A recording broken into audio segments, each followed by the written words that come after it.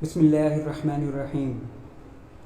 حضرت عبداللہ بن عباس رضی اللہ تعالیٰ عنہ فرماتے ہیں کہ ایک شخص کے مکان میں ایک کھجور کا درخت کھڑا تھا جس کی شاخ پڑوسی کے مکان پر بھی لٹک رہی تھی۔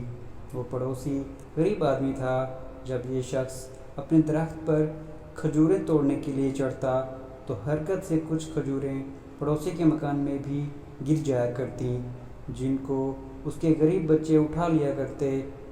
یہ شخص درخت پر سے اترتا اور پڑوسی کے مکان پر جا کر ان بچوں کے ہاتھ میں سے کھجوریں چھین لیتا، حتیٰ کہ ان کے منہ میں سے بھی انگلی ڈال کر نکال لیتا۔ اس فقیر نے حضور صلی اللہ علیہ وسلم سے اس کی شکایت کی۔ حضور صلی اللہ علیہ وسلم نے سن کر فرمایا کہ اچھا جاؤ۔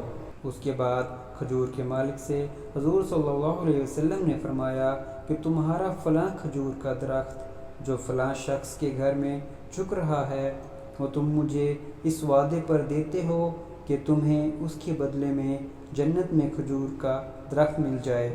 اس نے عرض کیا کہ حضور صلی اللہ علیہ وسلم، اس کے اور لوگ بھی خریدار ہوئے اور میرے پاس اور بھی درخت ہیں، مگر اس کی کھجوریں مجھے بہت پسند ہیں، اس لیے میں نے فروخت نہیں کیا، اور یہ کہہ کر اس کے دینے سے گزر کر دیا۔ مالک تو بہرحال وہی تھا۔ حضور صلی اللہ علیہ وسلم نے یہ سن کر سکوت فرمایا۔ ایک تیسرے صاحب بھی اس گفتگو کو سن رہے تھے۔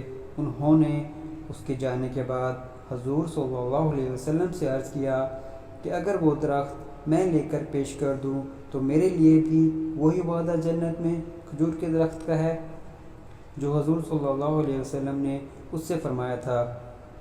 حضور صلی اللہ علیہ وسلم نے فرمایا تم سے بھی وہی وعدہ ہے۔ یہ صاحب اٹھے اور اس مالک کے درخت کے پاس جا کر کہا کہ میرے پاس بھی کھجور کا باغ ہے، تم اپنے اس درخت کو کس قیمت پر بیچ سکتے ہو؟ اس نے کہا کہ حضور صلی اللہ علیہ وسلم نے مجھ سے جنت میں درخت کا وعدہ کیا تھا، میں نے اس پر بھی نہیں دیا۔ یہ درخت مجھے بہت پسند ہے، میں اس کو بیچ تو سکتا ہوں، مگر جتنی قیمت میں چاہتا ہوں اتنی کوئی دے گا نہیں۔ اس نے پوچھا کہ کتنی قیمت چاہیے؟ اس نے کہا کہ 40 درختوں کے بدلہ میں بیچ سکتا ہوں۔ اس شخص نے کہا ایک ٹیڑے درخت کی قیمت 40 درخت بہت زیادہ ہے، اچھا اگر میں 40 درخت اس کے بدلے میں دوں تو بیچ دے گا؟ صاحب درخت نے کہا اگر تو اپنی بات میں سچا ہے تو قسم کھا کہ میں نے 40 درخت ایک درخت کے بدلے میں دے دیے۔ ان صاحب نے قسم کھا لی کہ میں نے 40 درخت ایک ٹیڑے درخت کے بدلے میں دے دیے۔ اس کے بعد وہ صاحب درخت پھر گیا کہ میں فروخت نہیں کرتا۔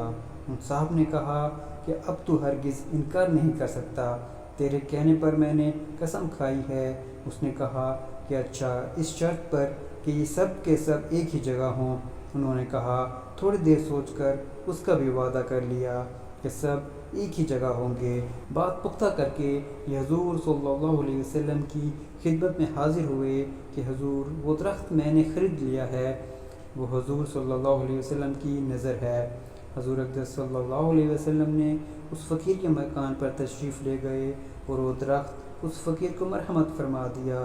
اس کے بعد سورہ واللیل نازل ہوئی۔ سبحان اللہ۔